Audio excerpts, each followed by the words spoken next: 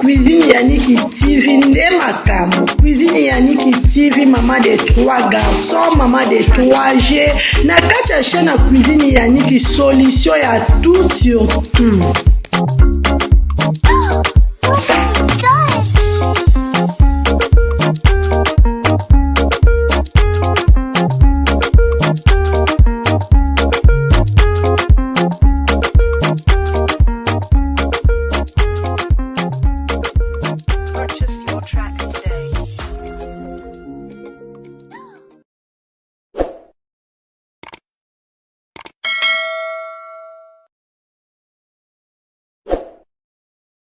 Sila Bisalu, bana na ye ya théâtre, bana na ye ya film, bana na ye ya groupe na ye ya Sila Bisalu babengaka ye Mams.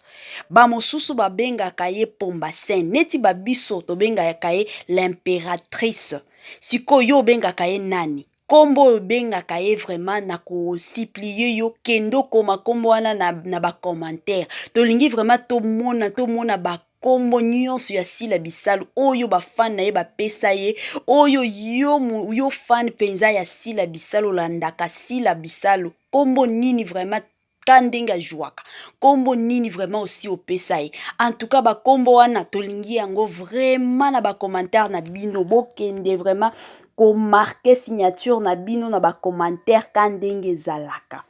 En tout cas la famille Sila Bisalu abotamaki na famille ya 7 enfants. Donc 7 enfants, na 7 enfants wana ezalaki 6 filles et 1 garçon. Donc Sila Bisalu est la 6e de sa famille. Elle est presque la cadette. Donc elle est avant la cadette. Elle est la 6e dans une famille de 7 enfants. Sila Bisalu azalaki vraiment la fille chérie de son père. Papa naya lingaki Sila makasi ya kosakana te. Donc l'enfant chéri soki omonika ba papa ndenge bazalaka ke musala tango azozonga azalaka na mwana na ye moko soki akotika boy ata bana nyonso basi bavandi omona ka bengi mutu wana kendo pesa nga mai salanga boy azaka na mwana na ye moko alingaka. Siko Sila Bisalu pe papa na ye alingaki ye mingi makasi. Lelo tolobi ke l'âme de son père repose en paix. Donc azalaki vraiment la fille chérie de son papa. Alors, Sila aza mutu moko abando déranger mingi na famille na bango. Donc, azaye mwana oyo soki aza na ndako bozo sentir ke makelele koti.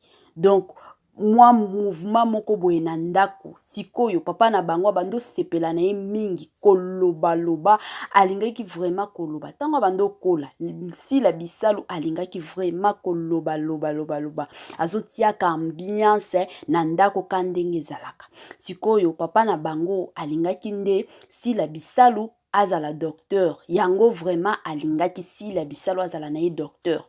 Sikoyo ye Sila Bisalu na ba rêve na ye alingaki vraiment ki docteur te mais alingaki nde azala journaliste parce que mutu abandaki ko inspiré ye. Je suis sûr que boyebi journaliste na biso ya munene ya RTNC aza Chantal Kanimbu nde journaliste oyo abandaki ko inspiré Sila Bisalu kasi.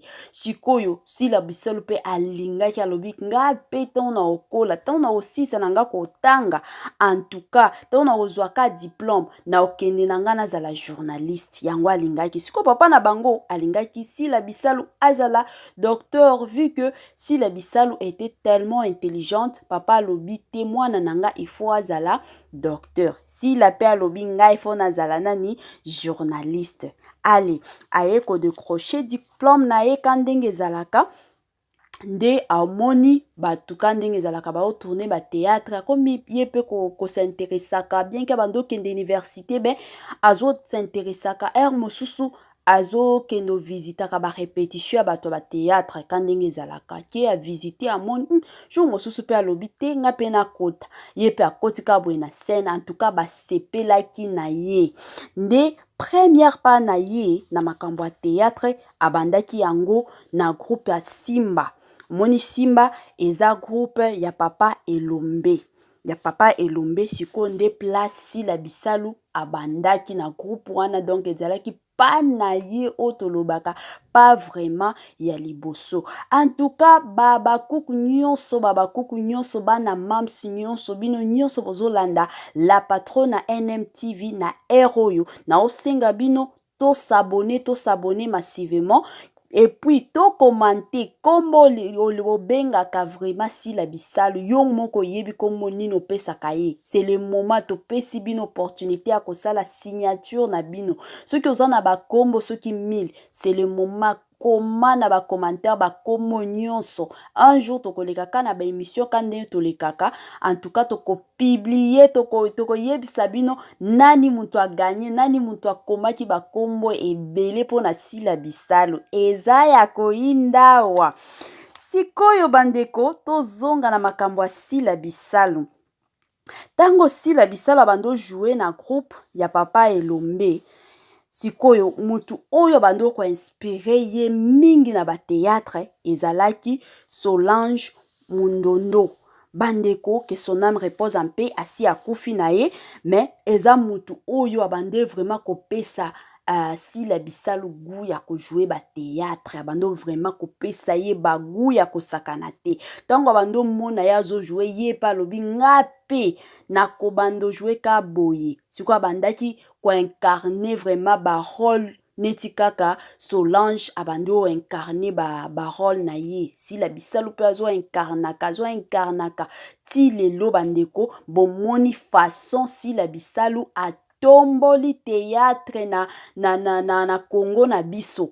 En tout cas, Sila Bisalu azana ba followers, azana ba view na chaîne na ye, azana ba abonné, tokende na ba artiste nyonso ya Congo mobimba, ye mutu azali kolo mama na bango. Donc ye mutu azana ba followers ya ebele na nini na Facebook, azana ba abonné ebele na ba YouTube bandeko. En tout cas, tozo benga ye number 1 na ba théâtre, ye nde number 1 bandeko. Sila Bisalu nde number 1 ya kosakana te. À part ça, bandeko ebele bakanisaka ke o Sila Bisalu abandi makambo ya théâtre ka lelo te. Sila Bisalu abandaki makambo ya théâtre kala. Donc azana na ane otozo loba, azana 19 ans de carrière. Aza vraiment na 19 ans de carrière depuis abandaki ba makambo ba film, ba makambo théâtre, 19 ans de carrière. Azui déjà 13 diplômes de mérite. Imaginez 13 diplômes de mérite eza o sakanate. Et diplôme moko de femmes de distinction. Quelle valeur bandeko. Sila Bisalu aza mutu oyo il faut to encourager ye bandeko yango tozolo bantuka bo s'abonner bo sala pe ba signature na bino na ba commentaire ya koloba kombo nino pesaka Sila Bisalu. Alors Sila Bisalu babotaki ye le 25 avril 1976 nde jour babotaki Sila Bisalu na moment oyo tozoloba tozoyebisa bino, donc année à 2023 oyo Sila Elomba bitumba na ngai nzambe alola Elomba bitumba na ngai nzambe alola Elomba bitumba na ngai kosi na yuda Elomba bitumba na ngai nzambe alola Mundeli na ngai yendo longisa kangai tango banguna bakoluka ngai yendo bomba kangai tango banguna bakolanda